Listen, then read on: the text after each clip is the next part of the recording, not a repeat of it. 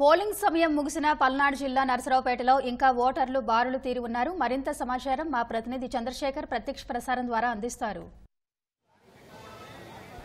ధన్యవాదాలు నరేష. పల్నాడు జిల్లాలో ఇవాళ ఉదయం నుంచి కూడా తీవ్ర ఉద్రిక్త పరిస్థితులు, గొడవలు, ఘర్షణలు జరుగుతూనే ఉన్నాయి. అయినప్పటికీ కూడా పెద్ద ఎత్తున ఓటర్లు పోలింగ్ కేంద్రాలకు తరలి వచ్చి తమ ఓటు హక్కును వినియోగించుకున్నారు. ఇప్పుడు సాయంత్రం 6 గంటల సమయం ముగిసిన తర్వాత ఆ పోలింగ్ కేంద్రాల వద్ద గేట్లను మూసివేసి ఓట్లను ఎవరిని కూడా లోపలికి అనుమతించలేదు. అయినప్పటికీ కూడా అప్పటి వరకు క్యూ లైన్లో ఉన్నటువంటి వారిని కూడా ఆ ఓటు వేసేందుకు అనుమతించారు. మనం ప్రస్తుతం నర్సరావుపేటలోని ఒక పోలింగ్ కేంద్రం వద్ద ఉన్నాం. అక్కడ ప్రధానమైనటువంటి గేట్ను అయితే 6 గంటల తర్వాత మూసివేశారు. వారందరూ కూడా పోలింగ్ కేంద్రం అప్పటికే ఈ ప్రాంతానికి వచ్చినటువంటి ఆ గేటు ప్రధాన గేట్ దాటి వచ్చినటువంటి ఓటర్లందరినీ కూడా క్యూ లైన్లో నిల్చోబెట్టి వారందరూ కూడా ఓటు వేసేందుకు అనుమతిస్తున్నారు. మనం చూడవచ్చు, ప్రతి పోలింగ్ కేంద్రం వద్ద దాదాపు 50 నుంచి 60 మంది వరకు ఉండి వారందరూ కూడా ఓటు హక్కు వినియోగించేందుకు చివరి నిమిషంలో కూడా వారు ఆ ఓటు హక్కును వినియోగించుకునే ఆసక్తి చూపిస్తున్న పరిస్థితి కనిపిస్తుంది. ఎన్నికల నిబంధనల మేరకు 6 గంటలకు పోలింగ్ మిగాల్సి ఉంది. అయితే అప్పటికే క్యూ లైన్లో ఉన్నటువంటి ఓటర్లందరికీ కూడా ఓటు హక్కు వేసేందుకు వినియోగించుకునేందుకు అవకాశం ఇస్తామని చెప్పేసి ఎన్నికల సంఘం ప్రకటించింది. ఆ మేరకు అధికారులు జాగ్రత్తలు తీసుకుని వారందరికీ కూడా ఓటు హక్కు వినియోగించేందుకు అవకాశం కల్పించారు.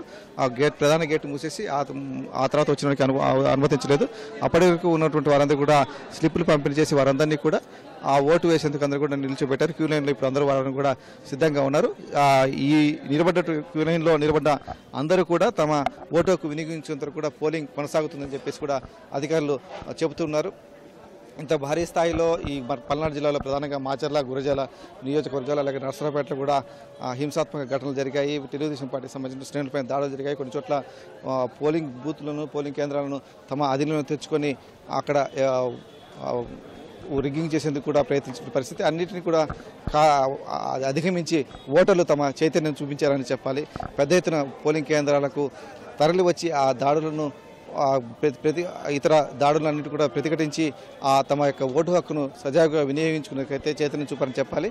ఎండాకాలం కావడంతో మధ్యాహ్నం సమయంలో కొంత పోలింగ్ సరళి కొంత తగ్గింది. అయితే మళ్ళీ తిరిగి 4:30 తర్వాత మళ్ళీ పెద్ద ఎత్తున ఓటర్లందరూ కూడా వచ్చి పోలింగ్ కేంద్రాలకు వచ్చి తమ ఓటు హక్కును వినియోగించుకునేందుకైతే వారందరూ కూడా ఆసక్తి చూపిస్తున్నటువంటి పరిస్థితి కనిపిస్తుంది. అందువల్లనే ఇంతమంది ఆ సమయం ఇప్పుడు 6:30 అవుతున్నప్పటికీ కూడా పోలింగ్ కేంద్రాల వద్ద, చాలా పోలింగ్ కేంద్రాల వద్ద ఇప్పటికీ కూడా ఓటర్లు బారులు తీరి కనిపిస్తున్నారు. ప్రతి పోలింగ్ బూత్లో కూడా కనీసం 50 నుంచి 100 మంది ఇంకా ఓటు వేసేందుకు వేచి చూస్తున్నటువంటి పరిస్థితి కనిపిస్తుంది. తప్పనిసరిగా ఈ పోలింగ్ శాతం ఇది పెరిగేందుకు ఇది దోహదపడుతుందని చెప్పాలి. ఎందుకంటే ఈ 7 గంటల వరకు కూడా ఇలా ఇంకొక గంట సేపు ఈ పోలింగ్ పూర్తికి మరొక గంట సమయం పట్టేటువంటి అవకాశం ఉంది. కాబట్టి ఆ పోలింగ్ శాతం కూడా మరింతగా పెరుగుతుందని కూడా ఒక అంచనా అయితే వేస్తున్నారు.